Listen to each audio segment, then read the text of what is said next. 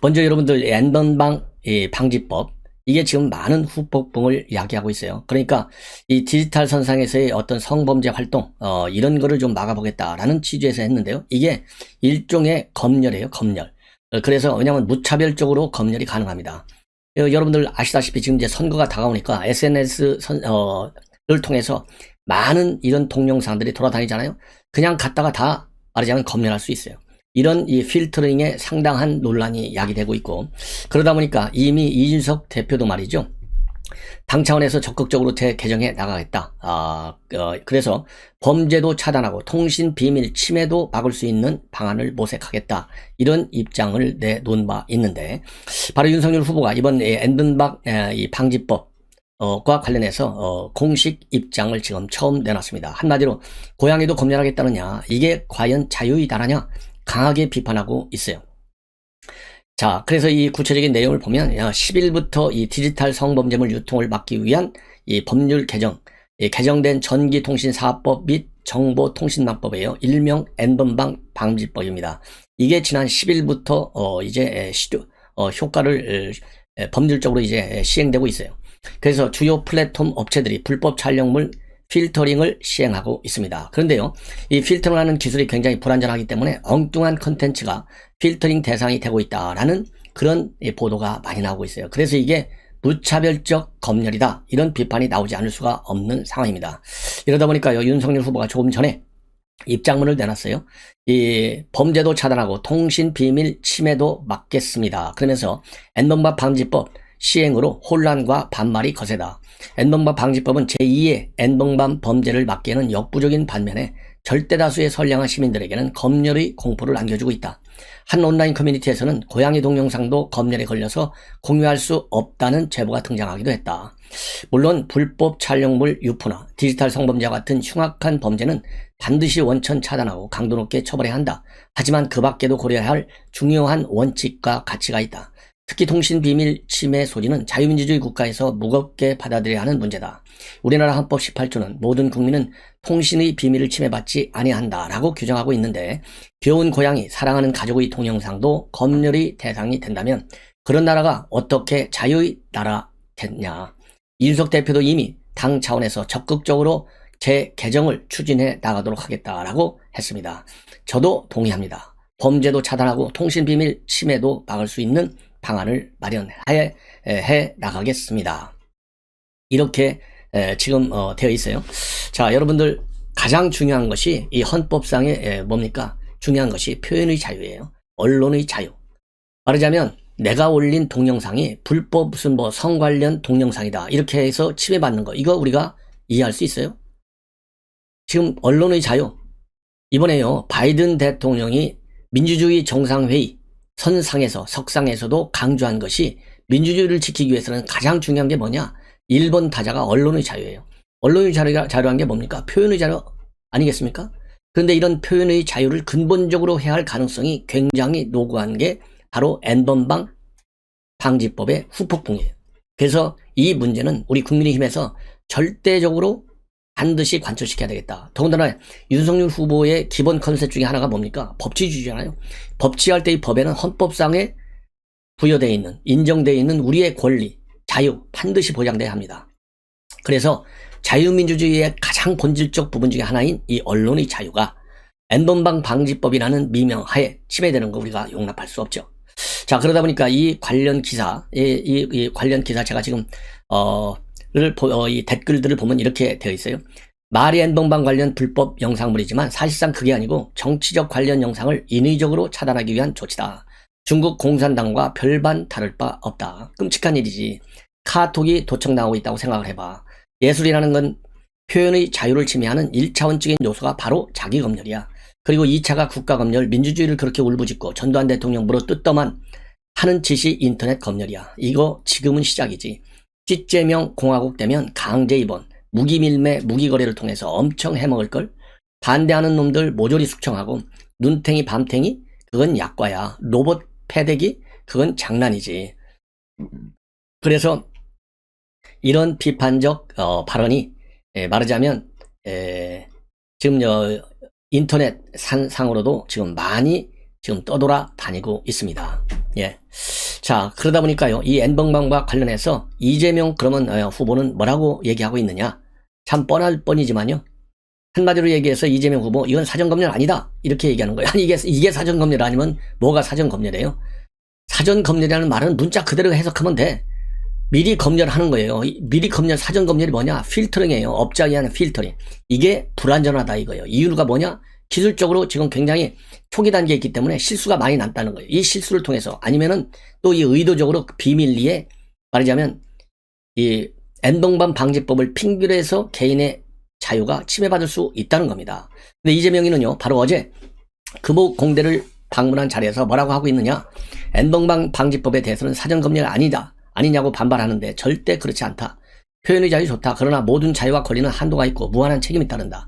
내가 즐겁자고 하는 일이 타인에게 고통을 주면 안 된다. 누군가의 인격을 침해하고 고통을 가하는 일을 하자고 내 자유와 권리를 주장할 수는 없다. N번방 음란물 문제는 누리는 자유에 비해 다른 사람이 너무 피해를 입으니까 사회 질서에 반하는 것은 하면 안 된다. 이렇게 얘기를 하고 있고, 또 이 강선호 대변인은요, N번방 방지법이 적용된다고 해도 국민의 프라이버시가 침해되는 사태는 벌어지지 않는다. 아니, 기술적으로 이미 한계가 있어도 구멍이 빵빵 뚫리고 침해를 하고 있는데 어떻게 이게 침해되는 사태가 벌어지지 않는다라는 거짓말 주장을 할 수 있습니까? 예. 이게 바로 N번방 방지법이에요. 방지법의 문제점이에요. 그래서 조금 N번방 방지법을 부수적으로 설명을 드린다면, 국내에서 사업하는 연매출 10억 원 이상 또는 일평균 이용자가 10만 명 이상인 인터넷 사업자를 대상으로 해서 불법 촬영물 여부를 사전에 확인하도록 규정하고 있습니다. 그래서 국내 포털도 해당되고요. 구글과 같은 해외 사업자도 포함이 되고 또 각종 인터넷 커뮤니티도 적용 대상이 됩니다. 그래서 여기에 관해서 이 사전 검열 이게 문제가 많다. 이런 지금 비판들이 나오고 있는 거예요. 예를 들어서 조금 전에 이준석 대표 얘기를 간략히 말씀을 드렸는데, 이준석 대표도 SNS 통해서 뭐라고 얘기하고 있냐면, 구체적으로 국민이 커뮤니티나 SNS에 게시하는 내용을 정부가 정한 알고리즘과 구축한 데이터베이스에 따라서 사업자가 살피는 것 자체가 검열이다. 앞으로 누군가가 우편물로 불법 착취물을 공유하는 범죄가 발생하면 이재명 후보는 모든 국민의 편지 봉투도 뜯어볼 계획이냐, 이렇게 꼬집고 있어요. 그래서 어떤 의도인지와 관계없이 고양이 짤을 올렸는데 누가 들여다봐야 한다는 것 자체가 검열 시도이고 통신의 비밀을 침해하는 행위다. 국민의 사적인 통신을 들여다보고 제한하려면 기본적으로 영장을 통해 법원의 엄격한 판단을 받도록 해야 한다. 예. 그리고 심지어 말이죠, 친여 성향의 커뮤니티에서도 이 비판 우려 목소리가 나오고 있어요. 이건 좀 아닌 것 같다. 사전 검열인 것 같다. 이런 흐름의 비판문이 나오고 있습니다. 자, 이제 이재명에 대해서 얘기를 좀 할게요. 이재명 후보가 지금 급하다 보니까 여기저기서 자기 멋대로 말을 하고 있어요. 오직해야 윤석열 후보 이제 말 대꾸도 하기 싫다. 이렇게 직격탄을 날렸잖아요. 자, 그래서 이재명 후보가 요즘 종전선언을 엄청 팔아먹고 있어요. 종전선언 안 된다는 건 제가 설명드리지 않아도 되죠. 한마디로 한미동맹 없애겠다는 것이고, 한마디로 유엔사도 없애겠다는 것이고, 한마디로 한미연합훈련도 안 하겠다는 거예요. 이게 뭡니까? 김정은이가 하고 싶어하는 것을 모조리 한 칼에 해결해 주겠다. 이게 종전선언이에요. 왜냐하면 전쟁이 종료됐다는 거 아니에요. 전쟁이 지금 현재 기술적으로는 이루어지고 있기 때문에, 전쟁 종료가 안 됐기 때문에 연합훈련도 하고 주한미군도 와 있고 유엔사도 있고 이런 전쟁 방지 이 체계가 지금 작동이 되고 있네요. 이거를 다 없애겠다. 이게 종전선언이에요. 그래서 비핵화 협상 사기쇼다. 이렇게 지금 딱 우리 국민들이 머리 박혀 있잖아요. 이거를 뒤집겠다는 거예요. 그래서 평화쇼 다시 한번 벌이겠다는 겁니다. 그래서 내년 대선판 뒤에 없겠다나. 이게 이재명과 문재인의 생각이에요. 이거 아니되옵니다. 여러분들 다 이해하시죠? 그래서 이와 관련해서요, 나경원 의원이 조금 전에 SNS에 올렸어요. 뭐라고 올렸느냐? 이재명 후보가 안 돼야 하는 수많은 이유 중 하나가 문정부보다 더한 북바라기가 될 수 있기 때문이다. 예, 절대로 지지하면 안 된다 이거죠. 이재명 후보는 북한에 대한 입장 변화가 없어도 무조건적인 종전선언을 적극 추진해야 한다. 무조건적인 종전선언을 반대하면 친일이다. 이렇게 주장하고 있는데, 이재명 후보의 종전선언에 대한 입장을 들어보니 문정부의 시즌2가 맞다.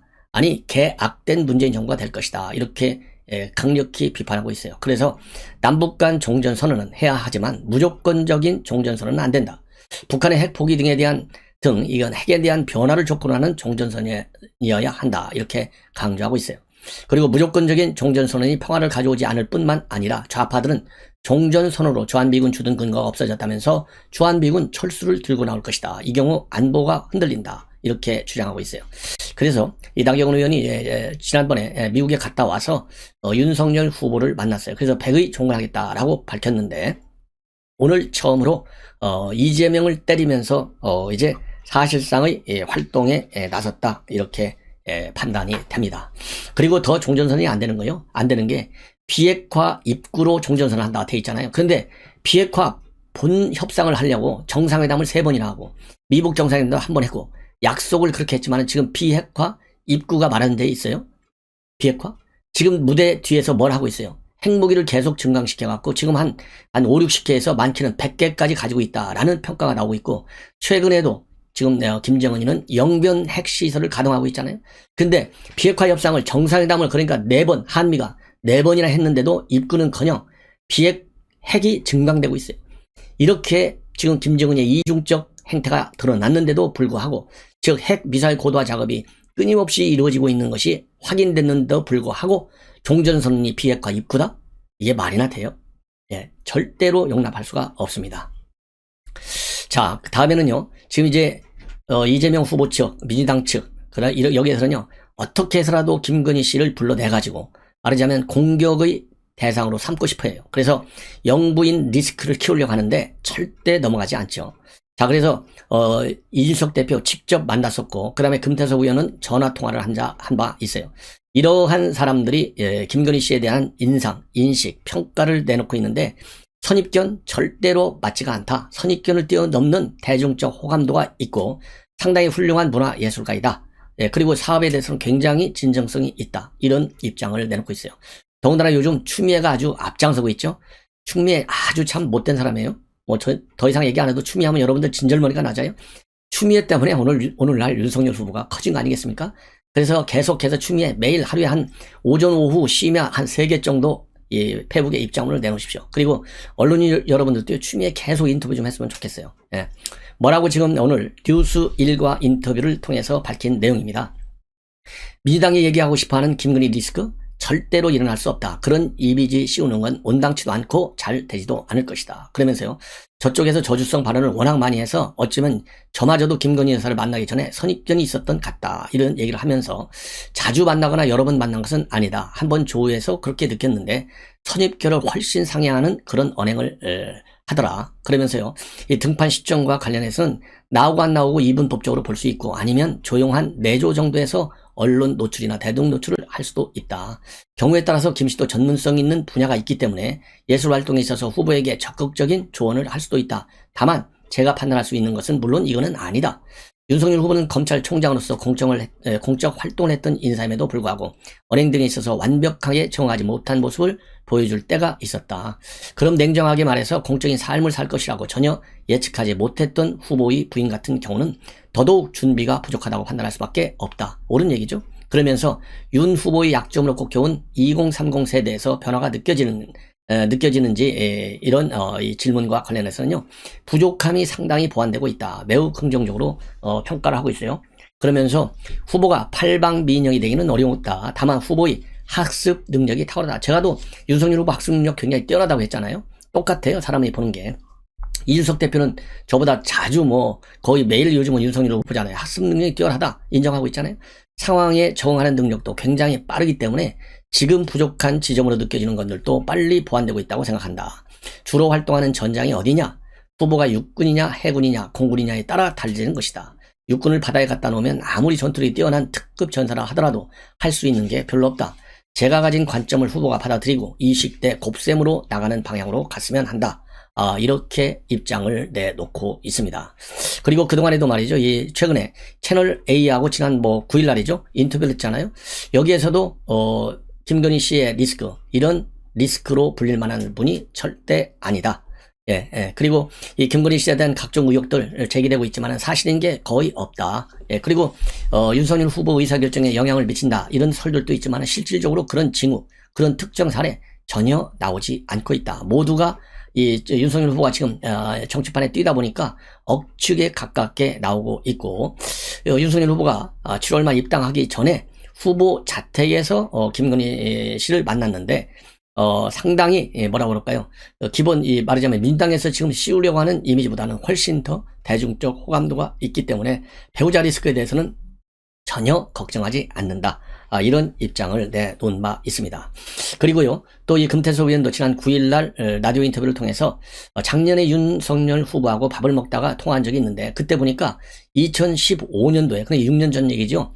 이 마르코스전을 개최한 바 있는데, 그때 금태섭 후보가 마르코스전을 갔다고 합니다. 그런데 이 김건희 씨가 본인을 안내했다는 얘기를 하는 걸 보고 깜짝 놀랐는데, 6년 전만 하더라도 국회의원도 아니었는데 어떻게 이거를 다 기억하냐. 그래서 이걸 보고 굉장히 좋은 인상을 가졌고, 이렇게까지 기억하는 걸 보면 정말 일을 열심히 하는 분이다. 이렇게 또 말하자면 소감을, 느낌을 밝혔어요. 이런 걸 보면 첫째로는 굉장히 자기 업무에 대해서는 전문성을 가지고 열심히 일하는 사람, 그리고 상대방에 대한 배려와 기억력이 특출하다는 사람, 이런 점이, 그리고 굉장히 부지런하다는 측면도 우리가 생각해낼 수 있잖아요.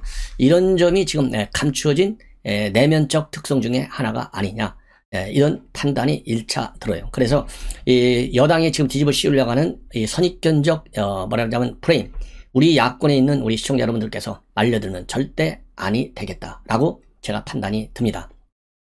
자, 이러는 판국에 말이죠. 지금 이제 이재명, 그 다음에 민주당 선대위뿐만 아니고 이 추미애가 또 앞에서 설치기 시작했어요. 바로 뭐라고 얘기를 하고 있느냐. 바로 어제 입장문을 내놔가지고요. 커튼 뒤에 숨을 때가 아니다. 소통하고 설명해야 할 의무가 있다. 이렇게 해서 과거에 찍은 것으로 추정이 되는 셀카 사진을 몇 장을 올렸어요. 그런데 이 해당 사진이 언제 어디서 찍었는지 여기서는 확인이 되지 않고 있습니다. 그러면서 김건희 씨에게 진실을 요구한다. 지금까지 이런 대선 배우자는 없었다. 이러면서요, 말하자면 공개적인 활동에 나오라 이거죠. 그리고 최근에 이 안 회장이라고 하는 분, 안혜욱 회장인데 대한초등학교 태권도협회 회장입니다. 이 양반이 지난 6일날 열린공간TV에서 과거에 97년도에 술집에서 줄리라는 예명의 김 씨를 만났다, 이런 영상이 올라와 있어요. 이 영상과 관련해서, 그리고 이 영상을 퍼뜨린 추미애와 관련해서는요, 윤석열 후보 수석 대변인이 입장문을 내놔가지고 이거 전부 사실이 아니고 법적 조치를 취하겠다, 이런 말하자면 반박문을 냈거든요. 여기에 관해서 추미애가 뭐라고 반박하냐면, 안 회장이 틀렸다면 직접 그분을 대변해서 사람 잘못 봤다고 할 수 없냐. 46년생인 어머니보다는 안 회장은 48년생이기 때문에 더 젊은데 왜 기억을 불신하냐.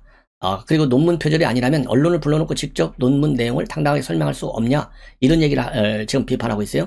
자, 제가 추미애한테 얘기하고 싶은 것은요, 본인이 지난 1년 내내, 또 이 저지난 1년 내내 윤석열 후보에 밀어붙였던 인사학살과 수사 지휘권의 남발, 그 다음에 감찰권의 남발에 대해서, 여기에 대해서 제대로 진실되게 입장을 내놓는 것이고요. 그리고 장관직에서 잘려나왔잖아요. 장관직에서 잘려나왔으면 이제 이런 SNS 활동, 어쩌면 이렇게 조국하고 사촌간인지 이제 접어주시기 바랍니다.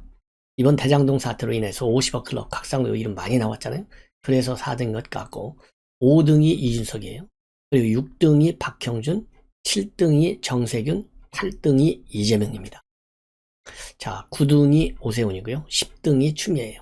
자, 왜 10등에 추미애가 됐을까요? 윤석열을 많이 때리니까. 그리고 윤석열 후보는 왜 3위가 될까요? 트위터 계정도 없는데. 그만큼 트위터를 가지고 있는 우리 국민들이 윤석열을 많이 담고 있어요. 그러니까 트위터에서 많이 오간 순서가 말하자면 분류되는 것이 3위로 분류되고요. 그 다음에 BTS는 5년 연속 전 세계 트위터에서 가장 많이 언급된 인물입니다. 그리고 또 세계에서 가장 많이 리트윗된 트윗 1위가 BTS가 지난 3월 달에 인종차별과 아시아계 혐오를 반대하면서 해시태그 Stop Asian Hate, 그 다음에 해시태그 Stop AAPI Hate, 이런 글 때문에 리트윗도 1등이 BTS입니다. 그리고요, 굉장히 놀라운 기록이 나오고 있어요. 전 세계에서 가장 많이 언급된 여성 스포츠 선수가 누군지 아십니까? 한국인인지 한국이 아닌지 헷갈리시겠죠? 물론 이제 금방 말씀드린 대로 트윗 코리아에서 한 거니까 1위는 김연경 선수가 전 세계에서 가장 많이 언급된 여성 스포츠 선수예요. 그리고 5위가 안산 선수입니다. 그리고 오징어 게임은요, 전 세계에서 가장 많이 언급된 드라마 중에서 랭킹 3위에 올라섰습니다. 자, 이 대목에서 제가 이제 말씀드리고 싶은 것은 BTS 1위다라고 하는 점, 그 다음에 여성 스포츠 선수 1위가 김연경이라고 하는 점. 뭐 골프 선수가 아니고요. 그리고 오징어 게임에서 게임 순위로 드라마 3위에 올라갔다는 거. 오징어 게임이 드라마에서 3위. 이거 어마어마한 거예요. 그러니까 이 대목을 보면 봐요. 노래, 그러죠? 아이돌 그룹의 방탄소년단.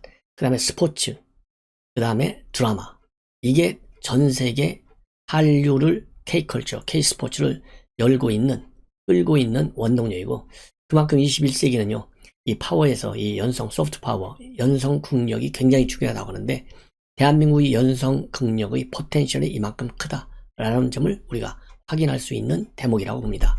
그런 의미에서 그냥 뭐 일반적으로 이게 뭐 트위터 1등이 누구네 이 정도 차원에서 제가 언급하는 건 아니고요. 정치인들 뭐 무슨 대단한 의미가 있어요? 이 바로 연성 국력, 제 전공이 국제정책 아니겠습니까? 이 소프트 파워. 그래서 21세기 소프트 파워를 가지고 대한민국이 전 세계를 누빌 수 있는 잠재 능력을 가지고 있다. 이거를 여러분들에게 말씀드리고 싶어서 제가 이 트윗 1, 2, 3등 쭉 10등까지 얘기하고 전 세계적인 랭킹도 제가 밝혀드리는 겁니다. 자, 김부겸 총리가 말이죠. 이 심야의 입장문을 내놨어요. 한마디로 요즘 이 청소년 방역 패스에 대한 반발이 그때 말로 장난이 아니에요.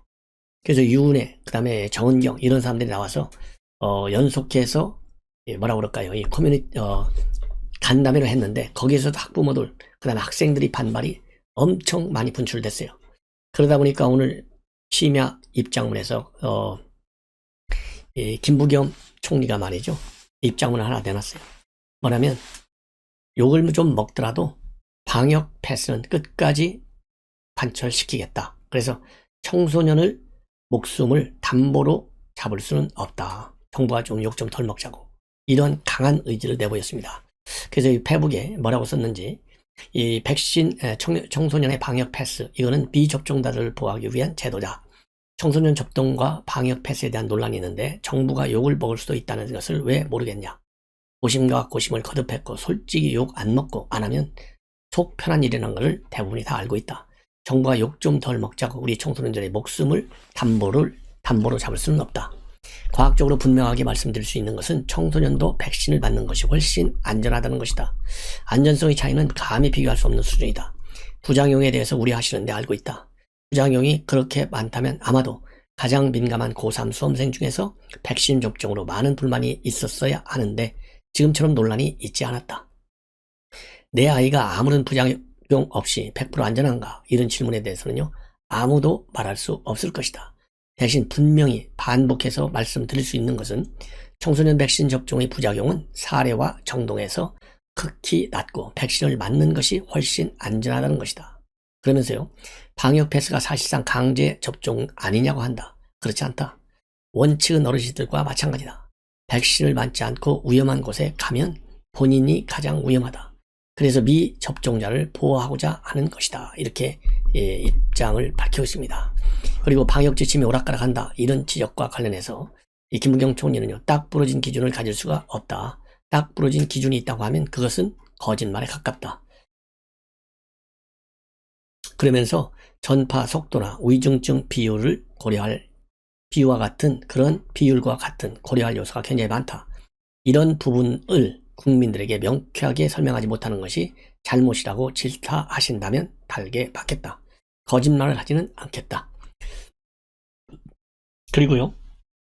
병상이 지금 되게 모자라가지고 난리잖아요. 그래서 정부 비축 물량처럼 이런 비상상황을 대비할 수 있는 여유 병상이 있어야 한다는 지적과 관련해서는 나올 수 있다며 맞는 말씀이다. 시장 논리에만 움직이지 않는 공공병원이 그래서 필요하다. 의료에서는 효율성만 따질 것이 아니라 이번 기회에 공공의료 필요성에 대해서도 논의가 촉발되기를 기대해 본다. 이런 입장을 내놨는데요. 자, 시청자 여러분들께서도 잘 아시겠지만은, 지금, 그러니까 내년 말하자면 2월부터 말이죠. 만 18세에서 12세가 되는, 청년들에게 방역 패스를 시행한다. 이렇게 발표했어요. 이게 마치 강제 규정이 아닌 것 같은, 지금 방금 전에 김부겸 총리도 그랬잖아요. 이건 강제 아니라고. 권유일 뿐이라고. 그런데 사실은 우리 학부모 학생들은요. 강제라고 받아들이면서 반발하고 있어요. 그 이유는 딱 여러 가지가 있겠지만 대표적인 한 가지예요. 학원을 명시하고 있어요. 적용 대상 시설. 방역 패스 적용 대상 시설에 학원을 딱 집어넣고 있어요. 그러니까 지금 학생들이 더군다나 코로나 때문에 학교 못 가니까 어디를 더 갑니까? 학원을 가요. 학원. 뭐 학교가 정상적으로 운영될 때도 대한민국만큼 사교육이 발달된 나라가 전 세계에 없어요. 제가 보기에는. 그러니까 백신 접종을 안 하면, 안 받으면 사실상 불이익을 주겠다는 것과 마찬가지잖아요. 왜? 학원을 못 가니까. 그러니까 이게 강제교육이나 보는 거예요. 그래서 학부모들의 불만이 뭐냐? 왜 마트는 빼놓고, 종교시설도 빼놓고, 놀이공원도 빼놓고, 예. 또 이 재래시장 이런 데 마음대로 다닐 수 있게 되어 있고, 예? 또 오락실도 마음대로 되어 있고, 이렇게 또 학교도 들어갈 수 있고, 그런데 왜 하필 이 방역 패스 적용 대상 지역의 시설에 학원을 갖다 붙였냐 이거예요. 그러니까 이거야말로 강제화 시키는 것이다. 더군다나 이 공교육, 사교육이 공교육을 대체한 지 대한민국에서는 굉장히 오래됐잖아요. 그래서 코로나 시국에 이 학원 의존도가 굉장히 높아졌어요. 그러다 보니까 학원은 말이죠. 온라인 시스템을 굉장히 정비를 잘해서 실시간 줌으로도 수업을 할 수 있게 해놨어요. 근데 학교 같은 경우에는 결석하면 끝이야. 줌도 없고 보충도 없고 학습 공부에 그냥 생기는 거예요. 그러니 공부하려는 아이에겐 백신 안 맞으면 학원 못 간다. 이 말이 일종의 학습권 강탈로 보일 수밖에 없어요. 그래서 이 교육부 그리고 이 질병관리청장이 이 온라인을 통해서 포럼을 통해서 이 방역 패스에 대해서 설명을 많이 했지만은 절대로 학부모들이 그리고 학생들이 이해할 수가 없는 것이에요. 이러다 보니까 이제 김부겸 총리가 입장까지 냈지만 절대로 말하자면 우리 학부모들이 그렇게 쉽게 받아들이지 않아요. 그런데 그러다 보니까 이제 김부겸 총리 최근에 기말고사를 치른 후에 접종이 가능하도록 백신 약이나 의료기관의 준비는 충분히 되어 있고 조금 전에 말씀드린 대로 이 백신 접종은 더 이상 선택이 될 수 없다 이렇게 대책본부에서 밝히고 있어요. 그리고 유은혜 교육장관도 최근 전국 시도교육감과 가진 영상 간담회에서 전체 확진자 중에 18세 이하 연령대가 차지하는 비율이 20%다. 백신 접종은 청소년과 가족과 사회 공동체 안전을 지키는 가장 효과적인 방역 수단이다. 이렇게 입장을 밝히고 있지만은 돌아선 우리 학부모와 그리고 학생들의 분노를 달랠 수 없는 상황으로 치닫고 있는 점이 상당히 안타깝다. 이렇게 보여집니다. 자, 이제는요, 이 군심이 지금 굉장히 어수선합니다. 문재인 정부가 군에 대해서 많이 신경 쓰는데 군심은 아직도 냉랭해서 굉장히 섭섭하다. 이게 지금 청와대를 비롯한 현 정부의 입장이에요. 그래서 왜 그러냐, 왜 섭섭하냐. 역대 정부 가운데 현 정부가 가장 국방비를 많이 올렸고 이런 추세로 가면은 한국의 국방비가 일본 방위비를 앞선다. 그리고 현 정부는 군을 굉장히 예우한다는 겁니다. 참고적으로 이순신 전 합참의장 퇴임할 때 문 대통령이 직접 찾아가서 캐나다 항공권까지 선물로 했고 미국에서 신원이 밝혀진 6.25 국군 전사자 이후에 68구를 최고의 예우를 하면서 고으로 모셔왔다는 거예요. 그럼에도 불구하고 군심이 마음에 안 든다는 겁니다. 그 이유는 뭐냐? 왜 군심이 이렇게 돌아섰느냐? 군의 단순한 보수적 성향 때문만은 아니다는 거예요. 한마디로 문재인 정부는 군심을 너무나 모르기 때문에 아예 관심을 갖고 있지 않은 것처럼 보이기 때문에 이렇게 군심이 돌아설 수밖에 없다는 겁니다. 그 중에 하나가 인사권이에요. 김정수 해군 참모총장하고 그 다음에 신임 김현일 해군 참모차장 모두가 호남 출신이다. 이런 것도 또 문제시되고 있어요. 물론 그동안 이 참모총장이나 이번에 참모차장 모두 능력이나 인품 면에서 충분한 자격이 있다. 이런 평가를 받을 수 있는 사람들은 맞지만 그래도 인사를 하는 거면 군 특성과 관례를 전혀 고려하지 않고 있다는 거예요. 예를 들어서 이번에 신임 김정수 총장 발표에 앞서서 해군 장성 인사가 먼저 이루어졌어요. 신임 총장이 임명되고 난 다음에 총장의 의견을 받아서 장성들 인사를 해야 되는데 거꾸로 됐다는 겁니다. 이러다 보니까 불만이 많을 수밖에 없고 부속종 전임 총장도 하반기에 들어선 이후에 끊임없이 교체설에 시달렸는데 이렇게 해서 군영이 쓰겠느냐 이거예요. 그리고 군 장성 인사는 상반기에는 4월, 하반기가 10월에 있는데 하반기 인사 규모가 큰데 이 시기를 제대로 지킨 적이 거의 없다. 이유는 꼼꼼하게 인사검증 때문이라고 설명하지만은 그래도 심하다는 겁니다. 그러다 보니까 인사가 계속 지연되고 인사가 지연되다 보니까 조직이 술렁이고 업무 태세는 물론 전투 태세까지도 영향을 미치는 그래서 군 내부에서도 청와대가 군을 너무나 만만하게 생각한다. 이렇게 불만이 많은 거예요. 그럼에도 불구하고 현 정부는 군에 대해서 대단한 시혜를 베푸는 것으로 자부하고 있다는 겁니다. 예. 자, 그러다 보니까 이 군을 봉건시대의 가신처럼 여기고 있다는 비판을 받고 있습니다. 자, 그래서 내년 5월 임기까지 현 정부와 군심의 관계는 적당한 거리를 두고 맴도는 원심력이 작용할 수밖에 없는 상황이다. 이런 비판이 지금 나오고 있어요.